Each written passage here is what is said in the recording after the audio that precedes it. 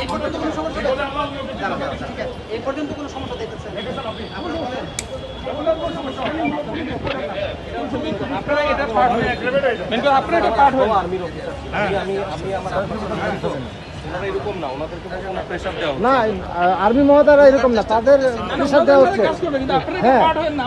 আমাদের পুলিশ আমাদের ফেভারে কাজ করেছে দেশের জন্য রাষ্ট্রের জন্য খুব ক্ষতি করবে আমরা সবাই দেশের নাগরিক আমরাও একটা ফুলসা আছেন আমরাও একটা সরকারি চাকরি করি কিন্তু এটা খুব খারাপ হবে দেশের জন্য ওনারা যে সিদ্ধান্ত না নিয়েছেন সেটা ভালো সিদ্ধান্ত না আমাদের আমার অফিসে আমি কেন ঢুকতে পারবো না আপনি বলেন আমার অফিসে আমি কেন ঢুকতে পারবো না হ্যাঁ আমার হেড করুন আমি বুঝতে পারবো না আমার অফিসে আমি ঢুকতে চাই আমার অফিসে আমাকে ঢুকতে দেওয়া হোক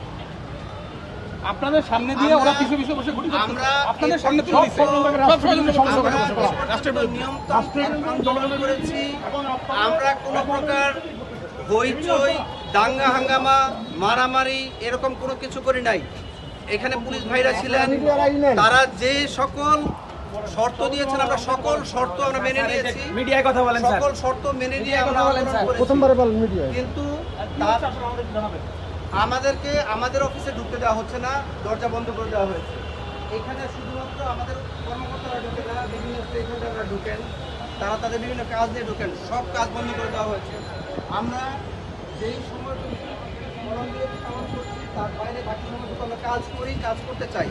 কিন্তু ওনারা মনে হচ্ছে সব কিছু বন্ধ করে দিবেন বন্ধ করে না দিলে আমাদেরকে ঢুকতে দিচ্ছে না কেন আমার অফিসে আমি কেন ঢুকতে পারবো না আমরা সকল প্রকার শর্ত মেনে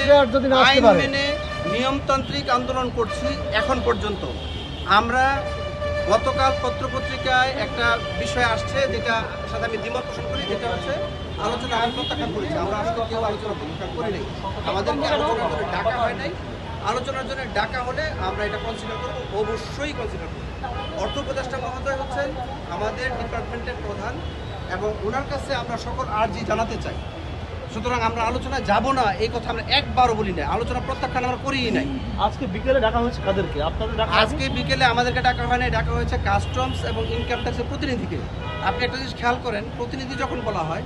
তখন